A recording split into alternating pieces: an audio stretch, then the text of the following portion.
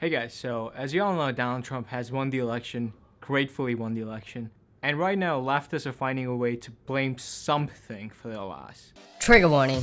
This video violates all forms of safe spaces. Leftists, run immediately. You're fucking a fight! It could not possibly be that they ran a crappy candidate. No. It's a system that's at fault, which is in fact the Electoral College. So there was a stupid petition to make sure the electors vote for Clinton instead of Trump, which is, let's just put it in a mild way, not gonna fucking happen. So we had that. We also had a Texas elector who resigned because he didn't want to cast his vote for Donald Trump, which is not an issue since Trump has 306 electors and he's just one of them. He needs 270 to become president, which he will almost certainly will. If he doesn't, I will have a really rough time. All around me are familiar faces, worn out places. But then there was also death threats given to the electors to make sure that they don't carry out the will of the people because, you know, leftists love democracy. But okay, these are all ways the leftists find to blame someone else for their own defeat, which is expected. However, a more concerted effort has been made to point out the underlying undemocratic nature of the Electoral College. If you know anything about the Electoral College, you'll just know why that point is bullshit. But we need some expertise on explaining why exactly it is bullshit. And for that we have Cenk Uygur from the Young Turks. Cenk, as we all know, is brilliant in everything he does. Come on, he has a bunch of yes men and a sheep following of 3 million people. The most credible professor on the Constitution, obviously. So without any further ado, Cenk, the floor is yours. The Electoral College is a crime. Whoa. Would you mind further explaining that, Cenk? It's a crime against democracy. Sorry, I had to take that out.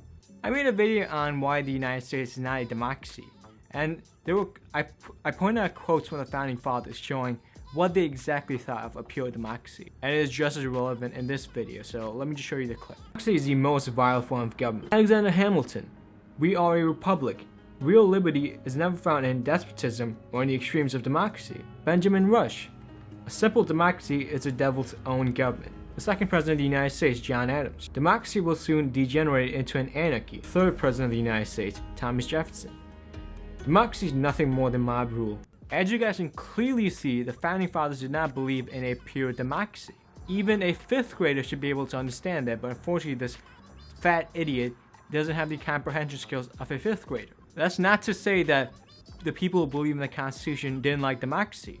Democracy is a good virtue, but it has its limits. They believed in a representative democracy that would come in the form of a House of Representatives, who all represent their districts and are elected democratically. And you have a portion of that when selecting a president, because each state votes on who the electors will be, and that decision is 48 out of 50 times done via a pure democracy, while Maine and Nebraska allocates it via their congressional districts. However, that is offset by the fact that there's a Senate, which was meant to represent the state legislatures, but that changed after the 17th Amendment. And you have a totally independent judiciary who are all unelected and appointed by the president. What pisses me off the most is this assumption that we were meant to be a pure democracy, which we weren't. And this assumption that the Electoral College was a mistake, such as slavery, while it was indeed meant to serve for the whole period of the Union as long as it existed, because the Electoral College is key to maintaining a diverse set of states forming a union.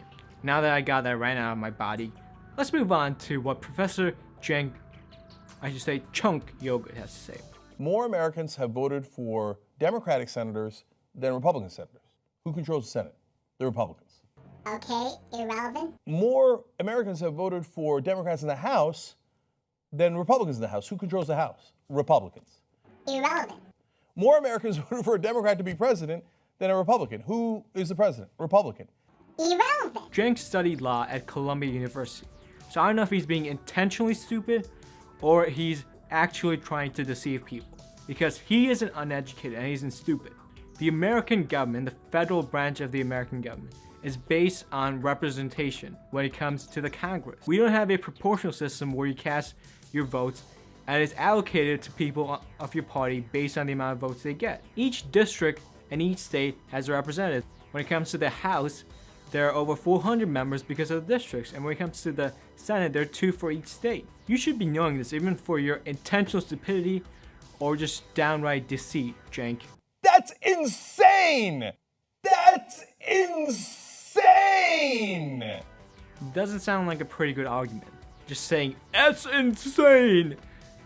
You need some, I don't know, points to make, fat buffalo. That is not a democracy! We're not going back to that. And then in the Senate, you have 1 billion votes. In California, you get 2 senators. You have like 3.5 votes in Montana, 2 senators. Yes, that's exactly the case. That's because the states under the Constitution retain their sovereignty, meaning that whichever state you're from, you get 2 senators. I don't understand the lack of logic used in his arguments. Does he have any understanding of federalism, the whole system of the 3 branches of government, separation of powers? I don't want to be overly dramatic, but this is literally mind-boggling. I literally want to blow up my head looking at the stupidity of these arguments. Again, he's not uneducated, he's not stupid. He went to Columbia. He's either intentionally trying to be stupid or intentionally trying to deceive people. I don't know which one. Well, that's it for the video. And for me, the arguments against the Electoral College are all similar to these. They're not articulate, and they don't have any legal precedence. Once you establish that the United States is not a pure democracy, and there's some role for democracy, but not through all branches of government, the arguments for the Electoral College are there for the taking. It is so that big cities such as New York, Los Angeles, Detroit, Chicago don't get to dictate the will of the majority of the country. So to recap, Jenk, is the United States a democracy? Fuck no! Does the popular vote count when determining the president? Fuck no! Finally, is the Young Turks a reliable news source? Fuck no! Good fat buffalo. And one last point. There's this obnoxious myth that the people vote for the president. Utter bullshit. The people vote for their electors. The states vote for the president. And once again, that's a product of federalism and separation of powers. So on one hand, you have the will of the people, which then gets transferred over to the states. And then the states then decide who the president will be. That has created incredible stability for the whole union. Meaning that pot smokers in California in large numbers don't set rules for rednecks in Wyoming. Finally, I'd just like to end off with saying that the Electoral College is there to stay leftist. It's going nowhere. And just a pro tip, stop complaining about other shit than your crappy candidate. Why don't you maybe nominate an honest crook instead of a corrupt crook for president? That could be a start. Mistakes were made by you, so only you can correct that. And all I'm hoping for is that you guys just shut the fuck up, because you lost. Hey guys, thanks for watching the Electoral College Lies Debunked. Leave a like and subscribe if you enjoyed the video, and look forward to new videos. I'll catch you next time. See you.